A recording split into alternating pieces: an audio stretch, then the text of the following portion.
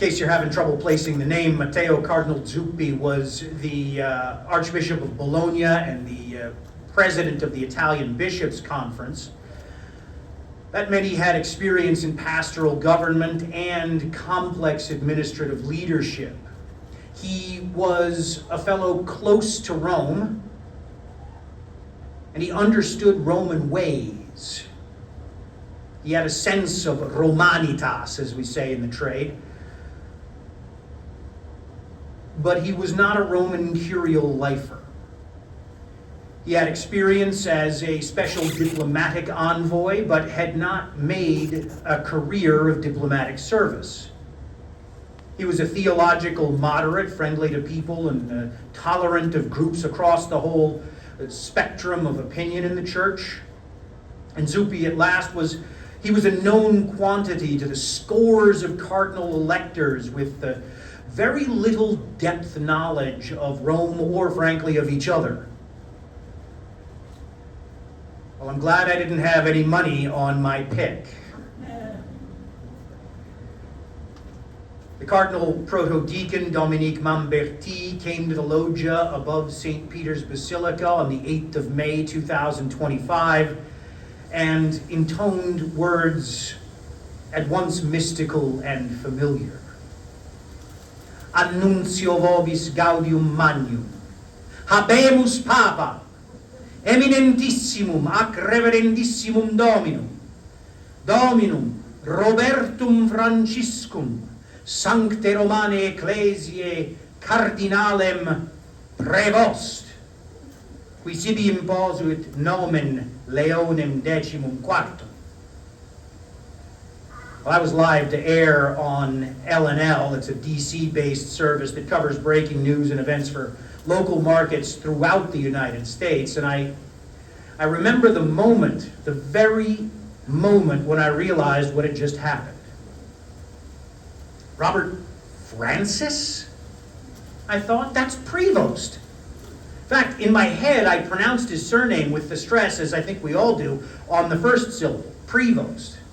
But Mamberti, it seemed to me, and I've since gone back and checked the tape, he put the emphasis on the second syllable, on Vost. Well, by the time that little tidbit had registered, however, I was already sort of scrambling to pull together a few biographical details in my head. If memory serves, the producer cut away from me for a brief spell, a few seconds only, while Cardinal Mamberti announced Pope Leo, and I said, I know who he is, although I'm not quite sure for whom I said it. Well, in fairness to me, the Vatican watchers who had Robert Francis Cardinal Prevost of the Order of St. Augustine as even a remote possibility were relatively few. Not zero, but relatively few. The chief reason for which this transplanted Yankee thought Prevost too unlikely to consider was that, well, he came from the United States too. According to the conventional wisdom, no fellow from the United States really stood any chance. Giving the papacy to someone from the U.S. would tie the soft power of the papal office to the hard power of U.S. geopolitical and cultural clout. Nobody wanted that, I surmised. Correctly, but it turns out incompletely. The quarter century this scribbler spent in the Eternal City, most of that time covering the Pope and the Vatican in one way or another, ought to have brought a series of considerations to the fore and into focus, beginning with the fact that Prevost was a transplant as well. The man we now call Pope Leo XIV had lived most of his life outside his native United States, and most of that time far from his native home. He'd spent that time in service as a missionary priest and later a bishop in Peru or in Rome as the head of his religious order.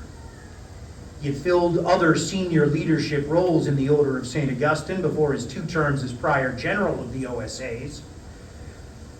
That was in Rome from 2001 to 2013. He'd completed advanced studies in canon law at Rome's Pontifical University of St. Thomas Aquinas.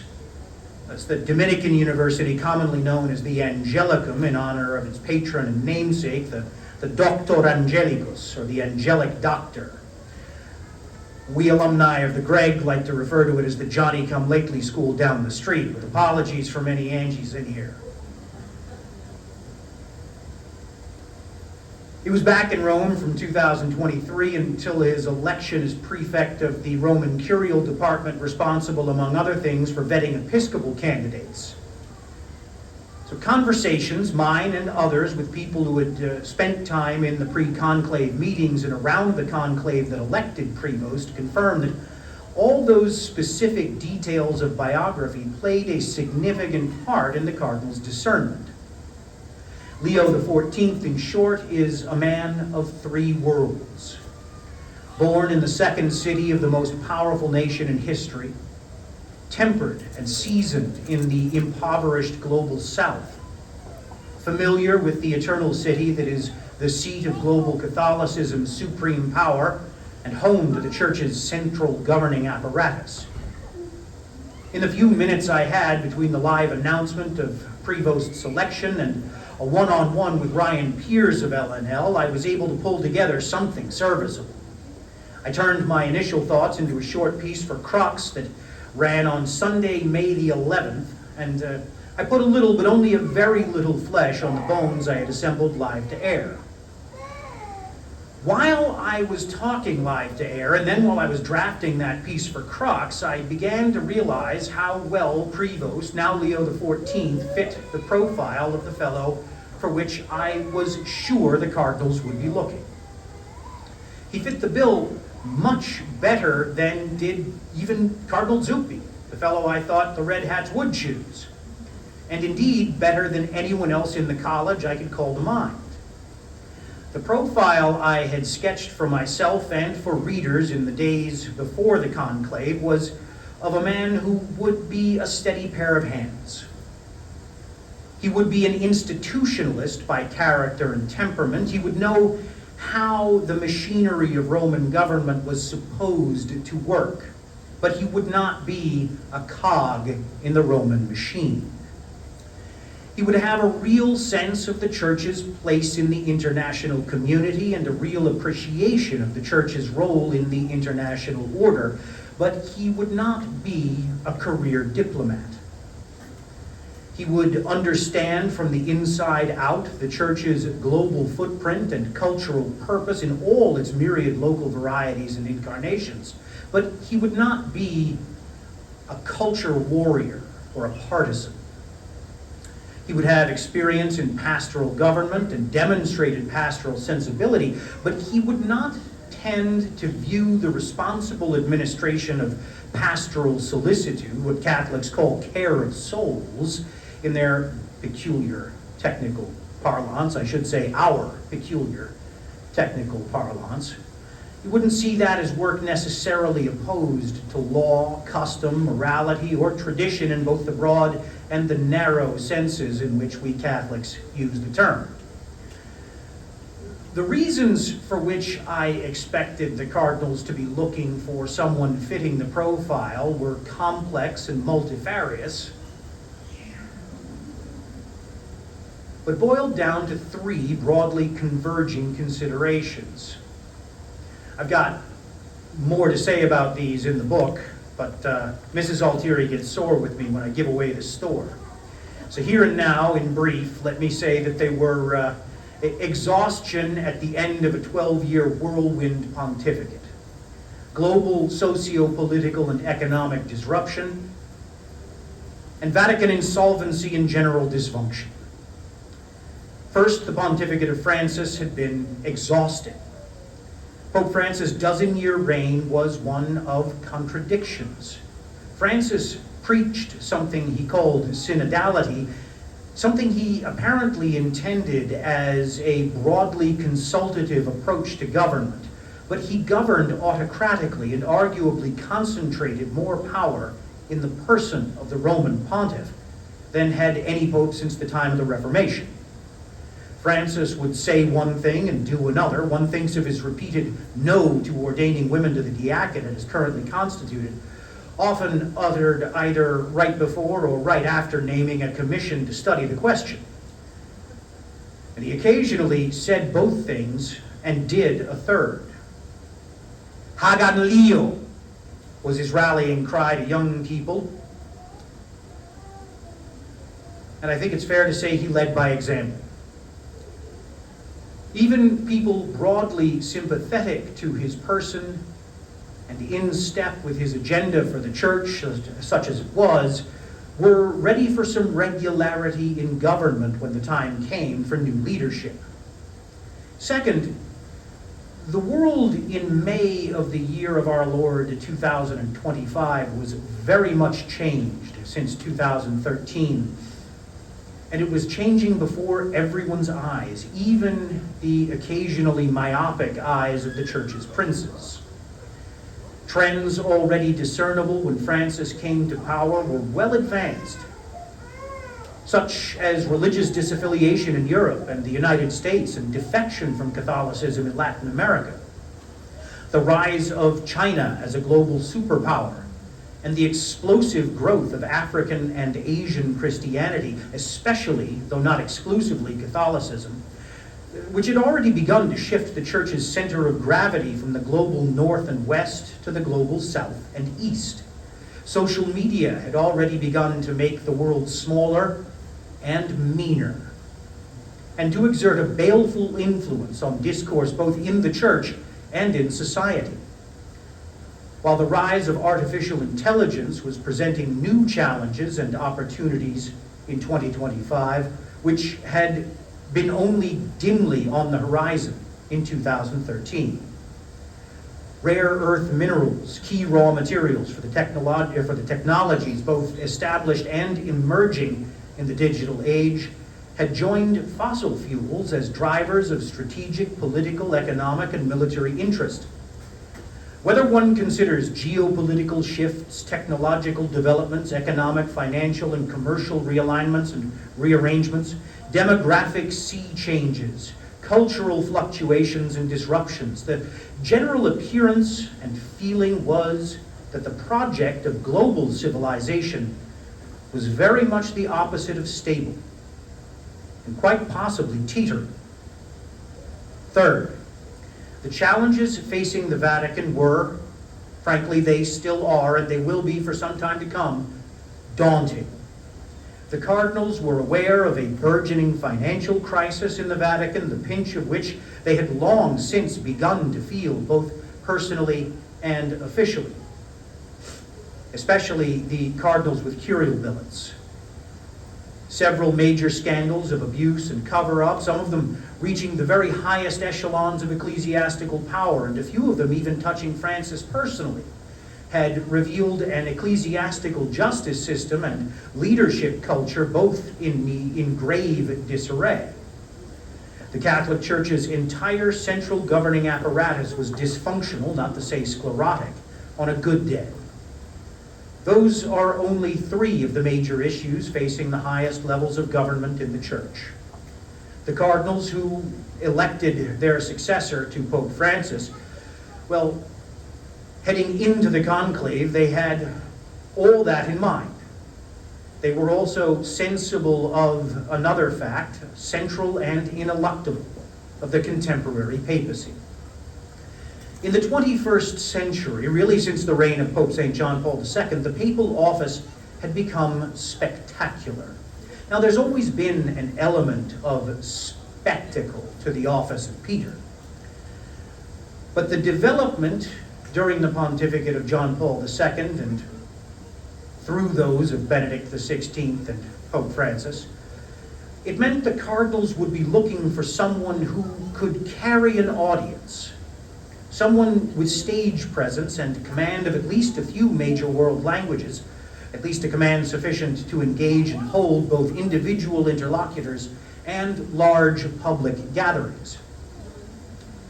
Pope St. John Paul II, for all of his prodigious strengths, was mostly content to delegate the day-to-day work of government to the Curia, while he trotted the globe, galvanizing crowds in historic numbers wherever he went. Benedict XVI did well enough in public, and sometimes extraordinarily well, but was, by his own admission, a weak administrator who governed little when he governed at all. Pope Francis, elected with a mandate to reform the Church's central governing apparatus, undertook a project even more ambitious than curial reform. He barely completed a paper overhaul of the central government and, in any case, governed largely without his curia. All this meant the cardinals were looking for someone resistant to the allure of the limelight, who would also not wither under it, and would be willing to stay at home and govern the Church.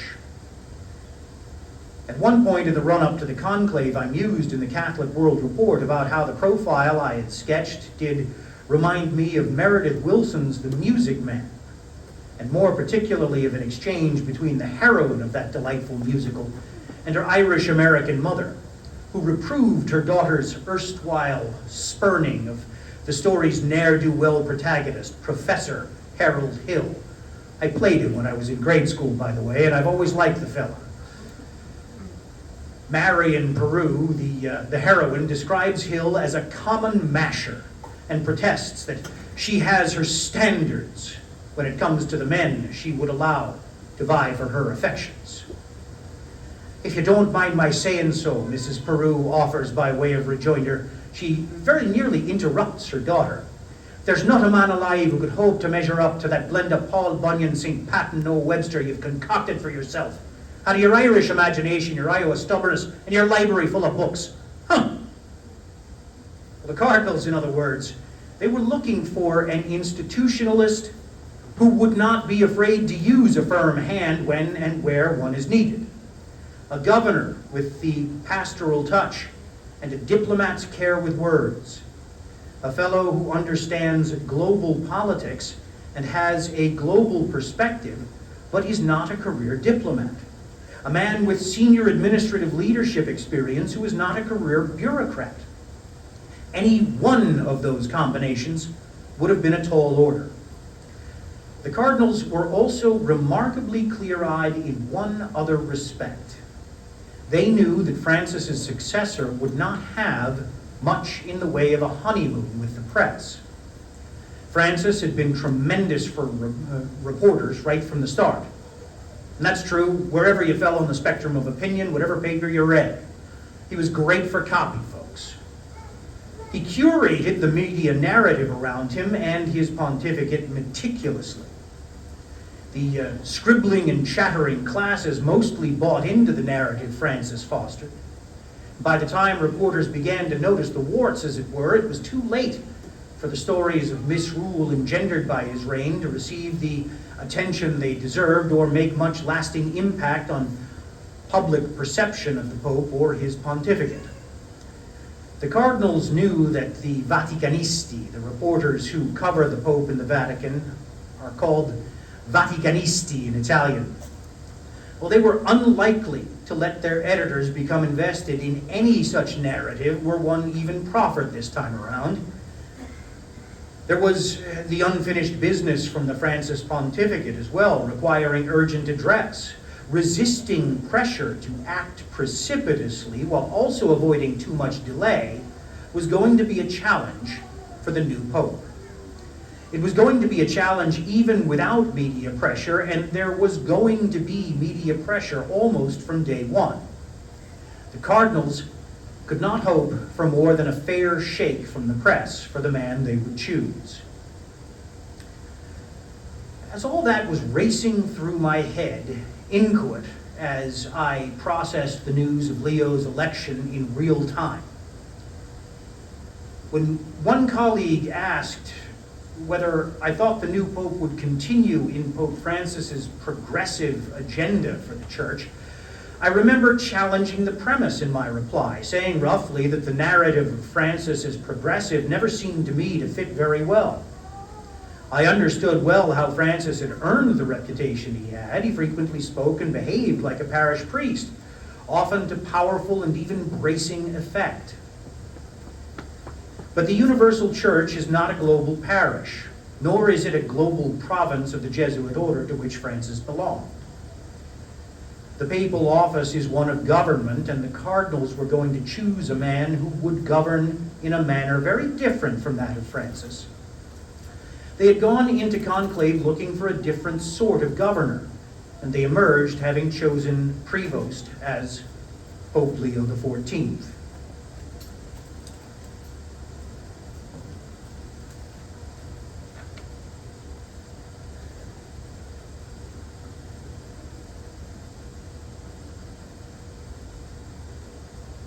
I am an Augustinian, Pope Leo XIV said in his first greetings from the loggia above St. Peter's Basilica, a son of St. Augustine.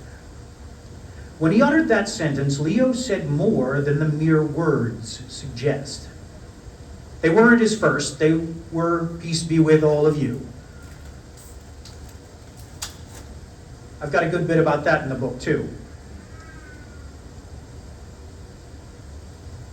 But Leo was doing more than giving information when he uttered those words. He was acknowledging how he is steeped in the spirituality of the order of St. Augustine, a mendicant society of clerics founded in the 13th century. And in one of the great ironies of history, the order of St. Augustine is the order of religious priests to which the German reformer Martin Luther belonged until he didn't. Leo XIV is the first Augustinian pope, making his election a peculiar sort of second first in a row. Consecutive popes, both the first to be elected to the See of Peter from their respective religious orders. Now, Augustinians, as they're colloquially known, live according to a monastic rule originally developed by St. Augustine of Hippo, a great bishop of Hippo Regius, an ancient city in what was then Roman North Africa. St. Augustine became a bishop at the end of the 4th century and at the beginning of the 5th, in a time of immense upheaval, profound socio-political disruption, cultural and ecclesiastical confusion, and creeping institutional rot. St. Augustine lived and worked in what would prove to be the waning years of Roman power in the West. In many ways, the times of St. Augustine were very eerily similar to our own. In fact, a significant part of the reason for which the church watchers, including this one, thought it impossible that Prevost should have been elected at all was that the United States is too powerful an actor on the world stage. Cardinals would not pick anyone from the United States, the conventional wisdom ran, because it would risk concentrating and confusing the moral stature of the papal office with U.S. geopolitical power. Such a juxtaposition, in essence a combination, would harm both, but especially the papacy. The late, great Francis Cardinal George, Archbishop of Chicago, from 1997 to 2014, and a giant of the U.S. episcopate. He died in 2015 after a lengthy and by every account heroic battle with cancer. He was widely quoted as having said the election of a pope from the United States would only happen after the U.S. entered permanent political decline. As I noted in a piece for Crux shortly after Leo's election, one formidable question for would-be readers of the Signs of the Times is now whether we have seen the college contradict that wisdom, the wisdom attributed to the late Cardinal George, or whether we have seen it confirmed. It is sobering to consider that when St. Augustine became Bishop of Hippo in or about 395, the sack of Rome in 410 by the army of the Visigoth king Alaric was 15 years away. That event would send shockwaves through the whole empire and be the proximate occasion of Augustine's Magnum Opus on the city of God against the pagans, commonly known as the City of God. Even after the sack of Rome in 410, however, other Roman men of letters continued to project confidence. In 395, the collapse of Roman imperial order in the West was only 81 years off, but imperial citizens were going about imperial life convinced of Rome's inevitability. It is more than a little dangerous to practice any reading of the tea leaves, but The Augustinian mind, steeped in history, cannot really fail to have the thought occur to it. St. Augustine of Hippo was deeply preoccupied, in any case, with questions of social order. St. Augustine was at pains to understand the role of the church in relation to civil or temporal power. In a word, political power as we understand it today, and the role of Christians in society generally. St. Augustine, in short, had an abiding concern for peace, its nature, conditions of possibility, limits and constraints in human affairs.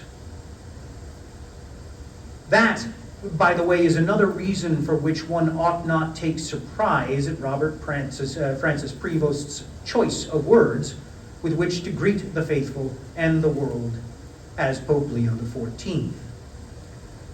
Peace, pax in Latin, is not for an Augustinian the mere absence of war. Peace is the presence of justice.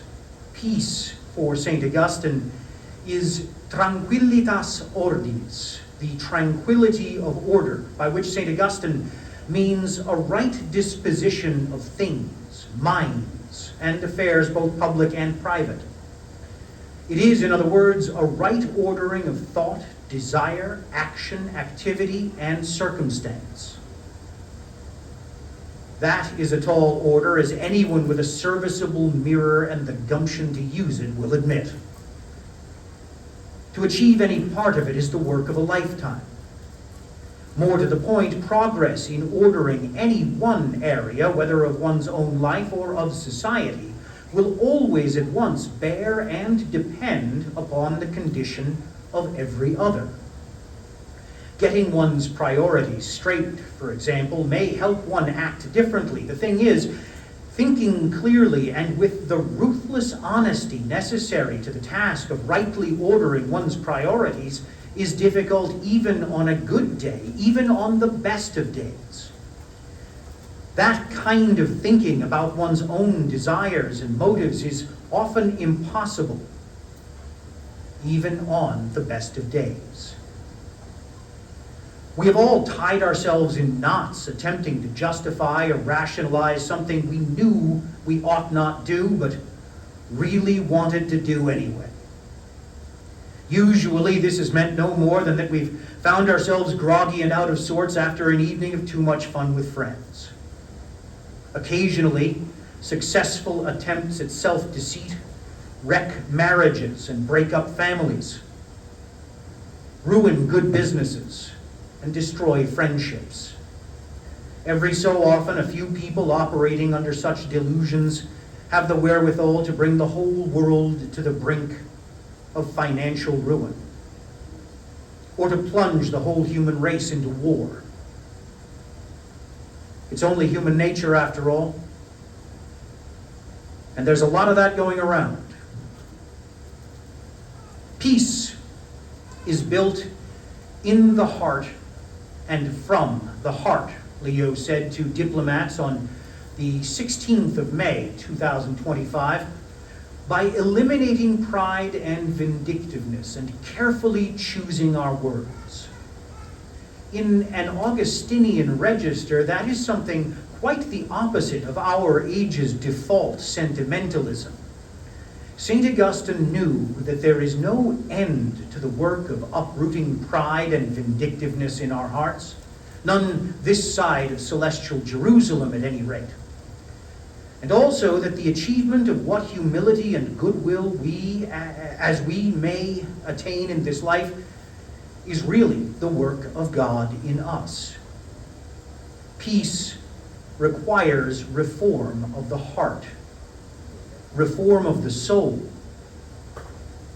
And reform of the human heart, like reform of the church, is ceaseless work that we must undertake while we are on the way. This, by the way, is a further indication of the rhetorical brilliance of Leo's very first words from the Loggia, "Peace be with all of you." The key to understanding what Leo meant when he said that peace is built in the heart and from the heart is in understanding what St. Augustine means when he says heart. Hence, what Augustinians mean when they say it. In essence, the seat of our inmost desire, which is God himself, always waiting for us, endlessly knowable, in the fathomless profundity of the human heart. Which means we are never done knowing either God or ourselves. There really is but one commonwealth of all Christians, St. Augustine says in his On the Work of Monks, the De Opere Monachorum, written around the year 400. It was one of the works that informed what became the rule of St. Augustine, that informs the life of Pope Leo XIV's Order of St. Augustine. All Christians together constitute one commonwealth, one res publica.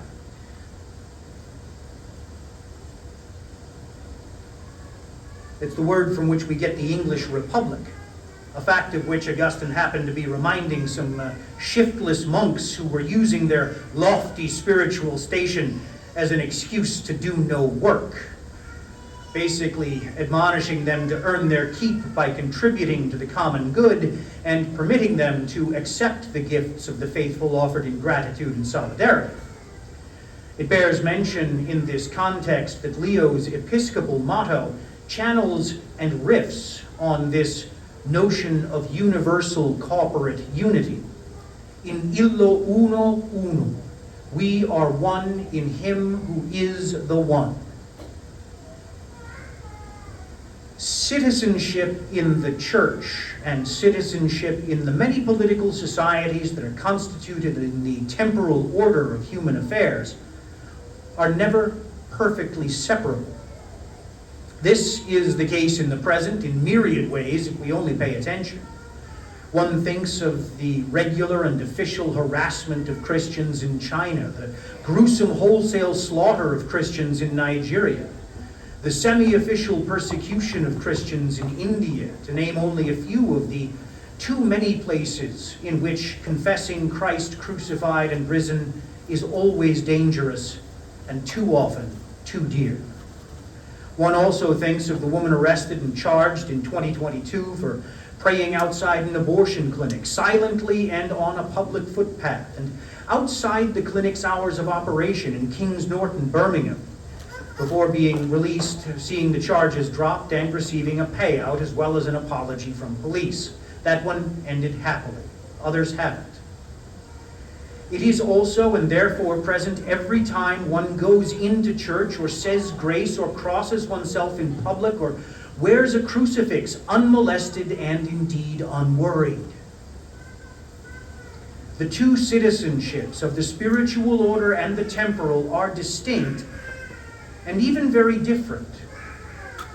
Citizenship of heaven is incompatible with citizenship of the world, but membership in the church and responsible participation in the civil order of society need not be incompatible with each other, though they are always in tension. The Augustinian knows this even when he is not thinking about it. And if I had a nickel, I'd place it every cent that Leo has not been not thinking about it for about a year running now. In fact, Pope Leo XIV has given powerful indication of his abiding concern with the challenge of Christian witness and the preservation of institutional and cultural orders in which everyone is free to serve the common good as a fully responsible participant in society, in a word, as a citizen, Christians included. In a June 21st to 2025 address to the Interparliamentary Union, he invoked the great English jurist and statesman Thomas More as an example in these regards. Sir Thomas More was a man faithful to his civic responsibilities, Leo said, a perfect servant of the state precisely because of his faith, which led him to view politics not as a profession, but as a mission for the spread of truth and goodness.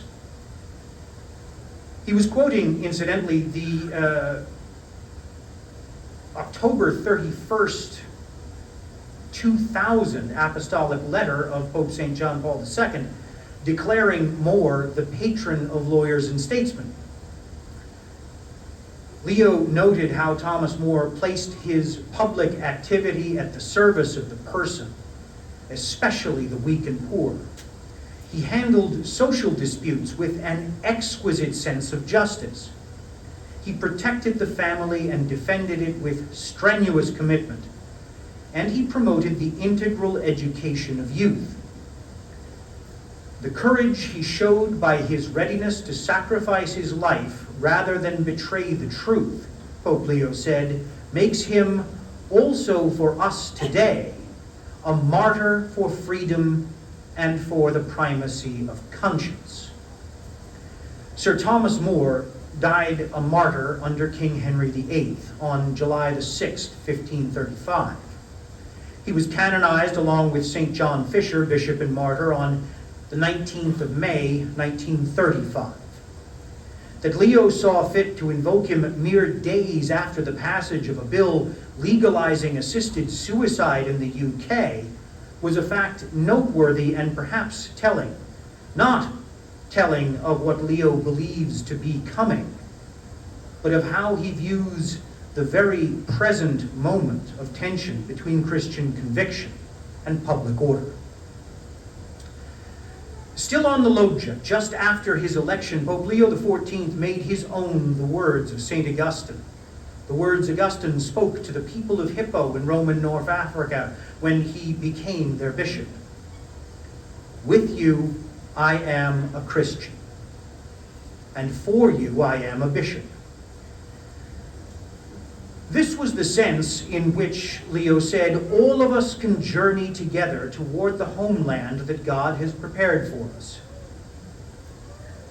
As was the case with Leo's unsurprising but still startling first words, the words that followed contained much more than their prosaic sense conveyed. His mention of journeying together was certainly a nod to Pope Francis, who frequently spoke of synodality, a keystone of his pontificate, as a journeying together. To understand the fullness of their import, however, will be the work of years informed by action. Ultimately, though not exclusively Leo's own, in the conduct of the office to which he was only about a year ago elected.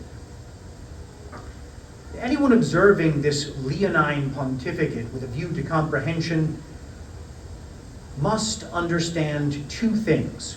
The first is that Leo thinks carefully about how his words will strike hearers of different stripes. The second is that Leo sees the world through an Augustinian lens. And St. Augustine of Hippo was as clear-eyed and unsparing an observer of human nature as ever has trod the earth. Interpreting the pontificate of a man steeped in such a spiritual tradition and formed in such a mold will be a daunting task, but not one at which Catholics are unpracticed, even in the roughly contemporary times. Pope Benedict XVI, who reigned from April of 2005 to the end of February 2013, was an Augustinian in his intellectual formation and in his general outlook.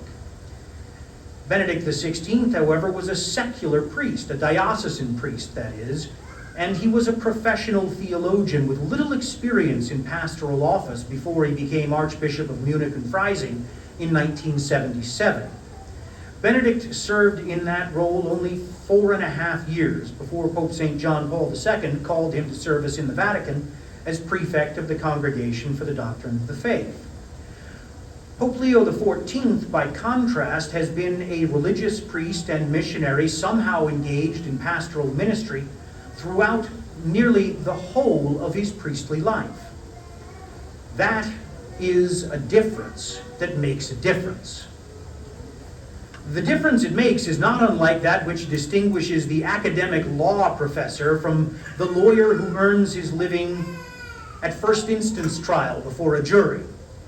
The difference between the professor and the trial lawyer is not necessarily one of intelligence, learning, curiosity, patience, or wit. The difference is in the kind of real-life experience they have, not only as a matter of personal history, but of daily habit. The law professor is steeped in theoretical concerns that arise from the everyday, but come to the academic in rarefied form. The professor's advice may be indispensable to the law student and precious to the lawyer preparing an appeal to be argued before a panel of judges. The lawyer who tries cases before juries, however, must be able to understand from the inside out and persuade not a panel of learned judges, but a hodgepodge of workaday strangers from different walks of life. If it helps, think of it as the difference, and here I'm dating myself, between the fictional 20th century legal eagles Charles Kingsfield and Horace Rumpole. The love with which Pope Emeritus Benedict XVI gave his life in service to the Church was a blessing for the Augustinians and for the Church. Then Bishop Robert Prevost of Chiclayo wrote in 2022, shortly after Benedict's passing, "His intellectual gifts, as well as his authentic humanity, continue to be a source of inspiration for many." And now, after so many years of service, the words of St. Augustine are now Benedict's. "This is the eternal life for which we pine. Enter into the joy of your Lord." Those words taken from Book 9 of St. Augustine's Confession, spoken to his mother as she breathed her last. None of that is to say one should expect to see Leo XIV govern in anything like the way Benedict XVI governed. It is not to say that Leo will return to policy pursued under Benedict.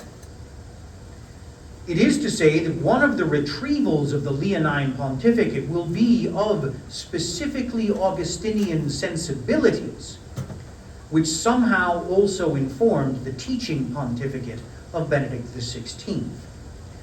The pontificate of Leo XIV, however, will not only retrieve them with a view to teaching, but also to governance. What follows in the rest of the book is a consideration of two specific, and I suppose I could get into them a little bit, two specific and distinct but closely related ideas: law and the rule of law, and the Augustinian anthropology that undergirds and informs Augustinian thinking about the nature and scope of power in any society. The reason for this foray into St. Augustine's thought and on these subjects is also twofold. For one thing, Leo has already told us he is an Augustinian in his spiritual and intellectual formation. So understanding something of St. Augustine's mind will help us understand Leo. For another, Leo will sometimes make the Augustinian underpinnings of his expressed thought explicit, but only sometimes. He will always be thinking, speaking, and acting from his fundamentally Augustinian cast of mind, even and especially when he does not make it explicit.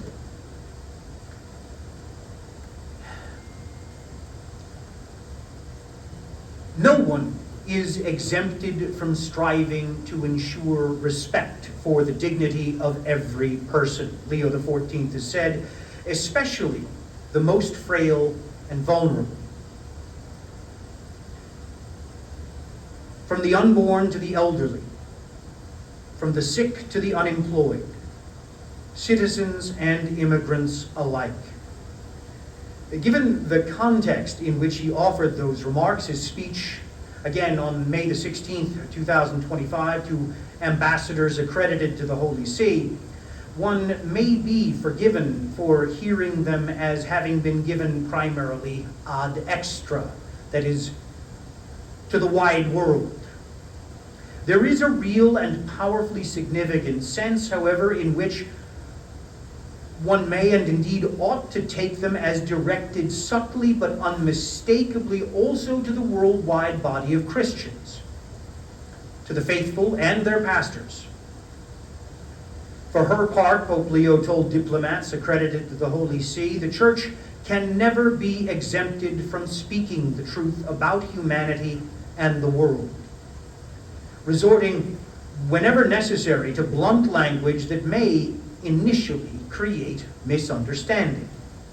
Yet truth can never be separated from charity, Leo said in his very next sentence to the diplomats, showing himself already about the work of charity that presumes goodwill and spares no pain to overcome precisely the initial misunderstanding. Such necessary bluntness shall from time to time engender, which always has at its root a concern for the life and well-being of every man and woman.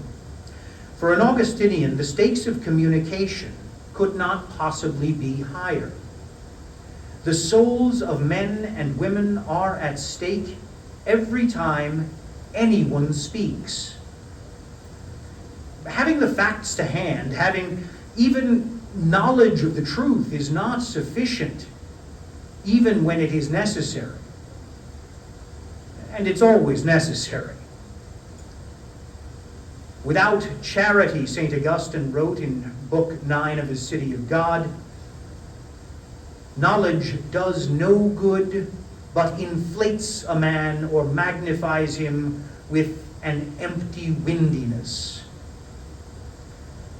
Augustine went on to say that knowledge without charity is the property of demons. Charity, it is important to keep in mind, is not for either Leo or St. Augustine the rough equivalent of altruistic giving.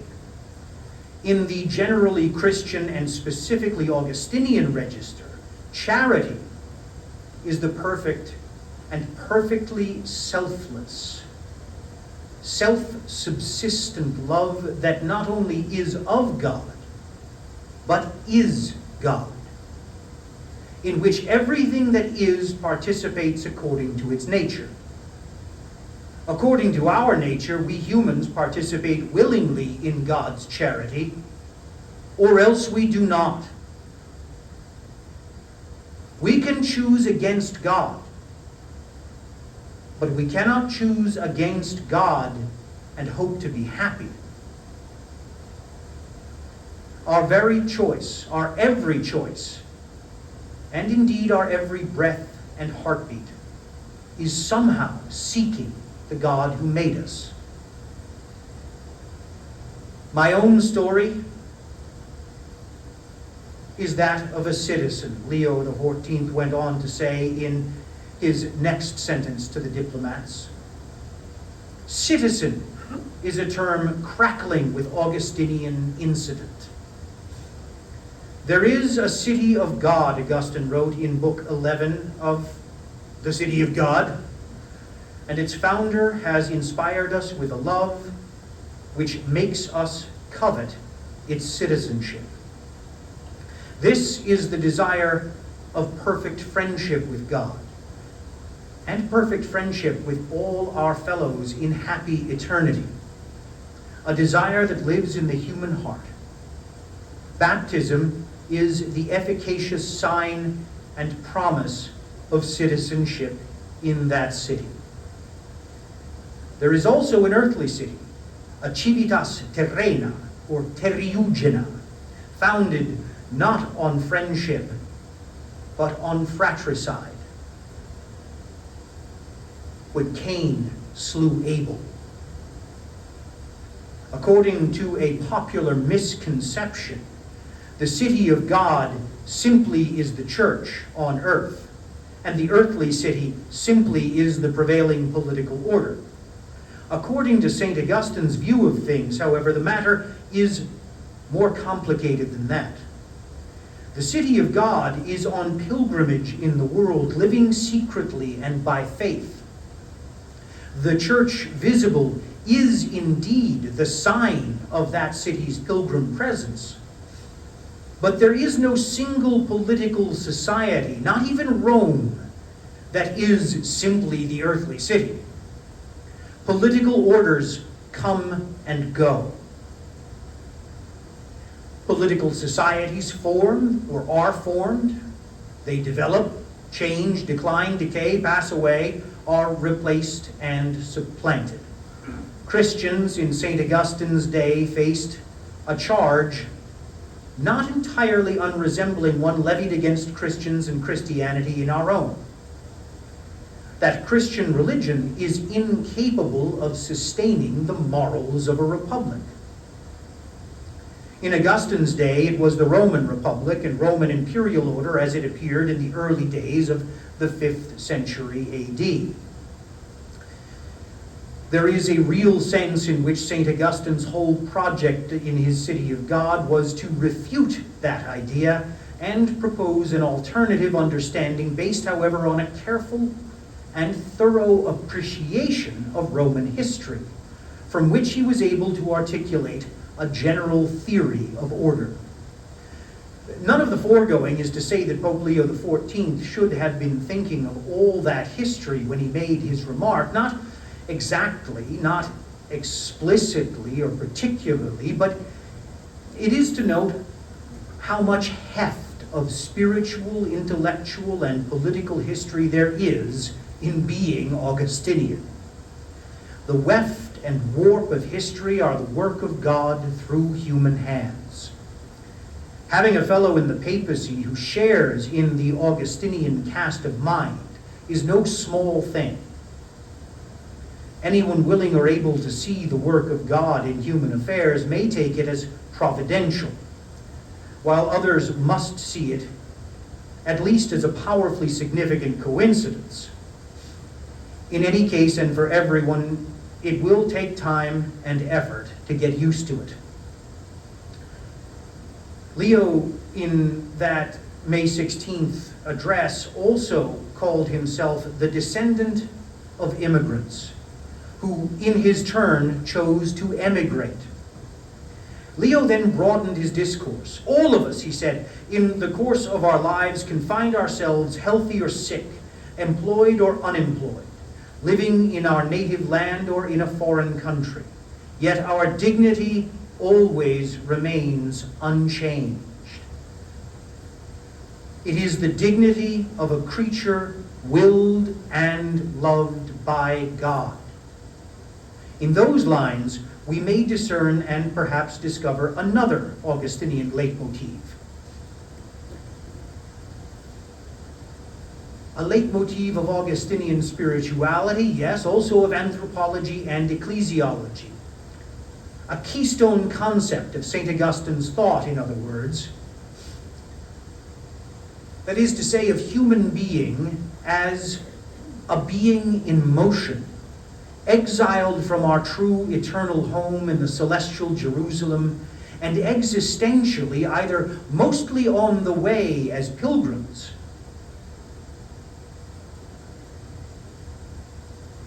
or else mostly wandering about as vagabonds, but always, always, always priceless in God's eyes, who always, always, always desires us to come safe home. Even among Christians, St. Augustine of Hippo is sometimes mistaken for a fellow with a dim view of human nature. He gets his bad rap when he gets it, owing largely to his relentless insistence on the perduring effects of what we call original sin. At its most basic level, the acknowledgement of human brokenness and tendency to ruin, of a piece with the sense of the world as somehow, even if only ever so slightly, out of sorts. which we cannot really escape in this life. In popular treatments of St. Augustine's thought, one will encounter claims to the effect that he took a negative view of human sexuality, say, or a pessimistic view of human nature. Though few readers who really engage with St. Augustine long persist in such misconceptions, it is not surprising that he should have the reputation he has. St. Augustine is adamant about the ineluctable presence of concupiscence, inordinate desire, in the human soul, wounded by sin and awaiting perfect healing in eternity, utterly dependent upon God's grace to attain it. Readers of St. Augustine who do come to conclude he has a dim view of human nature often miss his overarching rhetorical operation, which is in service of his anthropology and ultimately of his soteriology. That is to say, St. Augustine's rhetoric is in service of his thinking about the kind of creature human being is and the kind of Savior God sent to the human race. Hence his thinking about the dignity of God's creation and the greatness of God's saving work in history. Said simply and in short, Augustine makes no bones about how bad things have got in our souls, hence in our affairs, precisely so he can bring into focus and relief how good they will be and in fact already are. The world, after all, is fallen and awaiting the fullness of its redemption. The only true and lasting victory over sin and death belongs to Christ our Lord. In a world such as ours, especially at present with distrust of institutions and a strange sense of political messianism simultaneously on the rise, a healthy dose of Augustinian optimism, call it hard-nosed optimism, is a reminder all of us are imperfect, even in the best of times. When it comes to citizenship, whether of heaven somehow mysteriously in and through the church, or of the political societies in which we participate while we are yet in time and subject to the round of history, we mostly muddle. If we pause to think of it for just a moment, we see that most of citizenship is muddling. We have no real choice if we would fulfill our duties to ourselves, our families, our fellows, but to be about the mostly muddling work. The contribution Catholics have to make today, as in Augustine's day, is one of example. We will not get another. This Augustinian understanding of human nature and the condition of human being in the world may well inform Pope Leo XIV's direction of Vatican and church policy vis-a-vis the phenomenon of migration, for example. In fact, his remark of his own status as a citizen and immigrant/emigrant followed words that were a stark reminder of common duty to our fellows, each according to his station and role in society. No one is exempted from striving to ensure respect for the dignity of every person, Leo told the gathered diplomats, especially the most frail and vulnerable. From the unborn to the elderly, from the sick to the unemployed, citizens and immigrants alike. That is also a powerful interpretive key to his rhetoric, hence to his thinking in general. In short, we may reasonably expect, and I think we have seen over the course of the past year, an Augustinian anthropological framework. St. Augustine's view of human nature, being, and condition in the world to inform the mind of the Augustinian Pope, not only in matters of particular policy, but generally, across the whole sweep of his thought and action in government, even and especially when it is not explicit. In very broad strokes, then, St. Augustine's view has it that the role of law, hence of the legislator, is to help establish and maintain the order necessary for people in society to achieve their temporal and spiritual purposes, concord in this life, and happiness in the next. The Church, for St. Augustine, is in the world as the carrier of souls to our eternal homeland. But she is not therefore perfectly preserved from the vicissitudes of human nature while she is on pilgrimage and underway. For the Church to be herself, her best self, we might say, she must have order in her affairs. And good order will account for the frailties and indeed the brokenness of those who participate in it, as well as for their excellences. The Church, in other words, needs to have her own house in order if she is to be a credible, effective witness in the world. Rule of law is important for the Church. In other words, for the very straightforward reason that the Church is a society and one that must lead by example if she is to lead at all. Pope Leo XIV, in short, is an Augustinian. He's spoken several times since his election of the great bishop and doctor of the Church, whose rule and whose example together constitute the charism, and the charism specifically of community and faith-seeking understanding, which have not only signed but formed the Pope's character and personality. We have seen how anyone seeking to understand the significance of having such an Augustinian on Peter's throne must first understand St. Augustine of Hippo's thinking about human nature, and I hope this has been,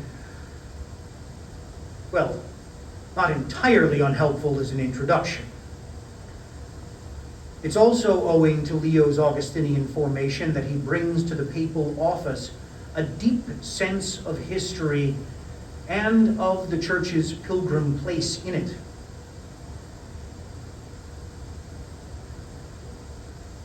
But for the rest, you're going to have to buy the book. That's my story, and I'm sticking to it.